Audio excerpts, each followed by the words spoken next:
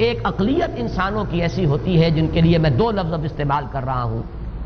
ذہین اور حساس۔ ذہین اور حساس لوگوں میں قبض اور بسط کی کیفیت، یہ مختلف سائیکلز ہیں جو آتی رہتی ہیں۔ کبھی طبیعت میں پشمردگی ہے، دل بجھا ہوا سا ہے، کچھ نا امیدی سی ہے، خود اپنے اوپر اعتماد کی کمی محسوس ہو رہی ہے، مجھ میں صلاحیت نہیں ہے، میں کچھ نہیں کر سکتا، اب تک جو کچھ کیا اس کا بھی ہے، امنگ بھی ہے، امید بھی ہے، روشن پہلو نظر آ رہے ہیں۔ قبض کی کیفیت میں تاریک پہلو نظر آتے ہیں، مایوسی کے پہلو نظر آتے ہیں،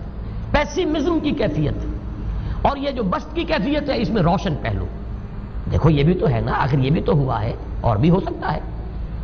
آخر اب تک میں نے یہ کام بھی تو کر لیا، آگے بھی مشکل آسان ہو سکتی ہے۔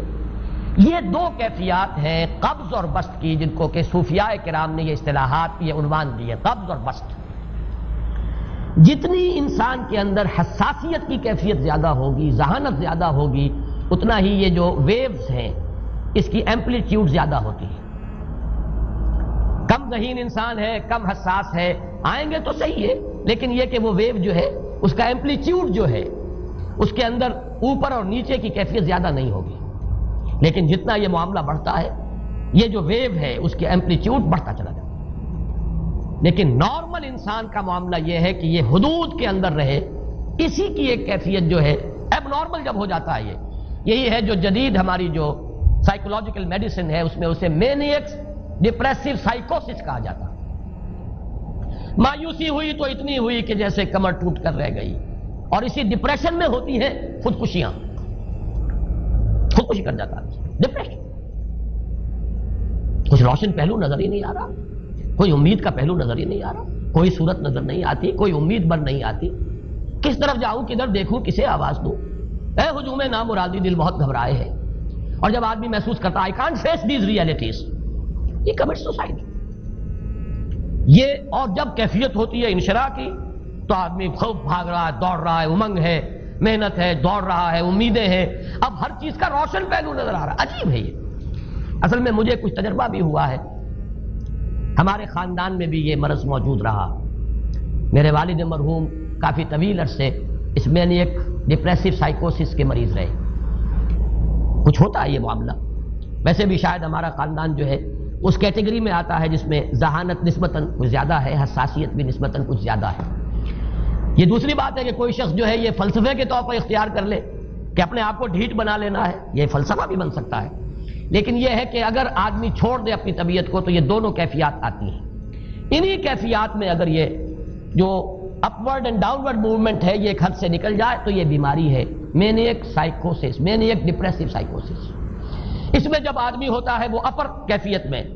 تو اس کے اندر بڑی عظیمت ہے، روشنی ہے، امید ہے، لوگوں سے گفتگو کر رہا ہے، ہنس بول رہا ہے، خوب جو ہے محفل کے اندر، اب وہ محفل میں اسے دلچسپی محسوس ہو رہی ہے اور اسے ہر چیز کا روشن پہلو نظر آ رہا ہے، خود اپنے وجود کا بھی روشن پہلو، دوسروں کے وجود کا بھی، دوسروں کی بات میں سے بھی وہ اچھا پہلو تلاش کریں گے، وہ برا پہلو تلاش نہیں کریں گے۔ جب دوسری کیفیت ہے ڈپریشن کی، ہر ایک کی بات میں کوئی برائی نظر آئے گی، کوئی اس کی نیت کا فطور ہے، کوئی فساد ہے، کوئی یہ جو ہے بدنیتی کے ساتھ یہ بات کر رہا ہے، کوئی خیر کہیں ہے ہی نہیں، برائی ہی برائی ہے، مایوسی ہی مایوسی ہے، بدلی ہی بدلی۔ یہ ہے در حقیقت وہ کیفیت، اس کو غالب نے بہترین انداز میں تعبیر کیا ہے۔ ذہین اور حساس انسانوں میں ان کی جو ترقی ہے وہ انہی مراحل سے ہو کر گزرتی ہے، اور ہر ڈپریشن کے بعد، ڈپریشن میں اس سینس میں استعمال نہیں کر رہا یعنی بیماری کی حد تک پہنچنے والی ڈپریشن نہیں، صرف قبض کی حد تک پہنچنے والا معاملہ۔ ہر قبض کے بعد جب بسط آتا ہے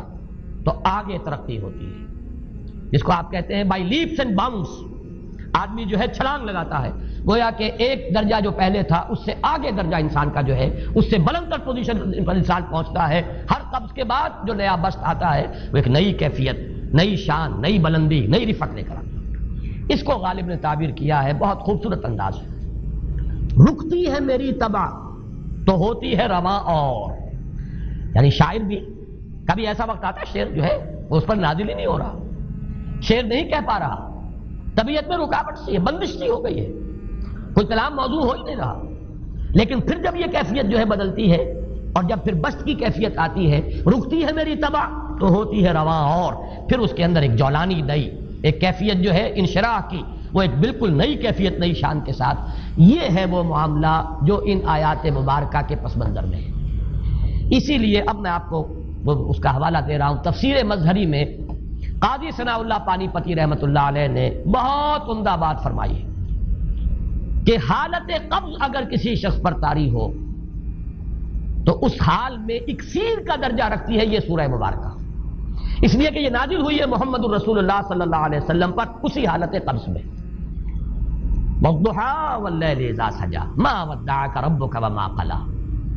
وَلَلْآخِرَةُ خَيْرٌ لَكَ مِنَ الْأُولَىٰ وَلَسَوْفَ يُعْطِيكَ رَبُّكَ فَتَرْضَىٰ أَلَمْ يَجِدْكَ يَتِيمًا فَآوَىٰ وَوَجَدَكَ ضَالًّا فَهَدَىٰ وَوَجَدَكَ عَائِلًا فَأَغْنَىٰ. یہ تمام آیات اب معلوم ہوگا کہ جیسے موتی پروئے ہوئے. ایک لفظ قبض، اب اس میں جو بھی واقعاتی اور جو میں نے آپ کو روایاتی جو بھی پس منظر بیان کیا وہ بھی فٹ بیٹھ رہا ہے. وہ خودکشی کا معاملہ بھی آ گیا اس میں فٹ بیٹھ رہا ہے کہ بخاری شریف میں روایت موجود ہے کہ حضور فرماتے ہیں کہ میری طبیعت پر اس درجے اضطراب تھا، اتنی کیفیت جو ہے میری تشویش کی تھی کہ میرے دل میں بار بار خیال آتا تھا کہ پہاڑ پر چڑھ کر اپنے آپ کو نیچے گرا دوں. یہ سارے معاملات اب آپ کو محسوس ہوگا جیسے تمام کڑیاں جو ہے وہ جڑ گئی، جیسے رات کو اب آپ اٹھ نہیں پا رہے، اضمحلال ہے، اعصابی جو ہے اعصاب اس درجے متاثر ہو چکے ہیں. صرف یہ ایک احساسات کی کیفیت نہیں ہے، آپ کی قوت فعلی جو ہے، قوت عملی، وہ بھی اس درجے متاثر ہو چکی ہے کہ کئی راتیں گزر گئی اور آپ رات کو نہیں اٹھ سکے،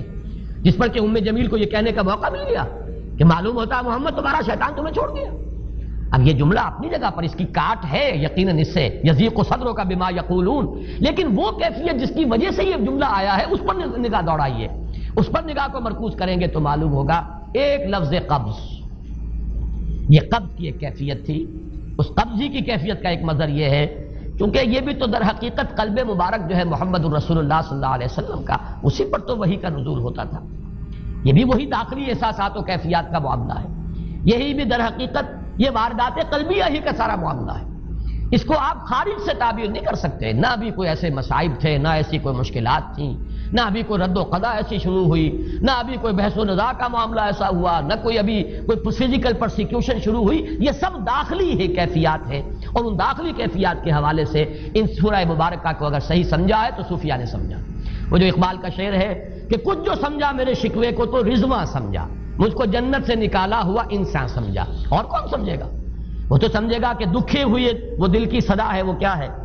جو اقبال کی وہ ایک نظم ہے پرندے کی فریاد، گانا اسے سمجھ کر خوش ہونا سننے والے. یہ تو در حقیقت ایک دکھے ہوئے دل کی صدا، فریاد یہ صدا ہے. تو یہ کیفیت جو ہے رضوان سمجھ سکا ہے جو کہ داروغہ جنت ہے، اس نے سمجھا یہ وہی آدم جو نکالا گیا تھا یہاں سے، یہ اس کی فریاد ہے. کچھ جو سمجھا میرے شکوے کو تو رضواں سمجھا، مجھ کو جنت سے نکالا ہوا انسان سمجھا. تو واقعہ یہ ہے کہ اس سورہ مبارکہ کا صحیح فہم اگر حاصل ہوا ہے، وہ امام راضی کو حاصل ہو ہی نہیں سکتا. وہ عقل اور منطق کی گتھیاں سلجھانے والے آدمی ہیں، اپنی جگہ ان کی کنٹریبیوشن بہت. یہ لغت اور ادب کا کوئی خاص مسئلہ اس میں ہے ہی نہیں کہ زمخشری اس میں کوئی جولانی دکھائیں اپنی،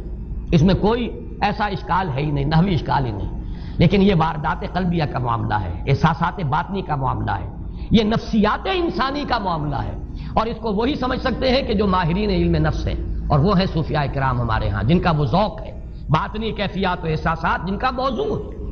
کہ یہ در حقیقت حالت قبض کی کیفیت ہے.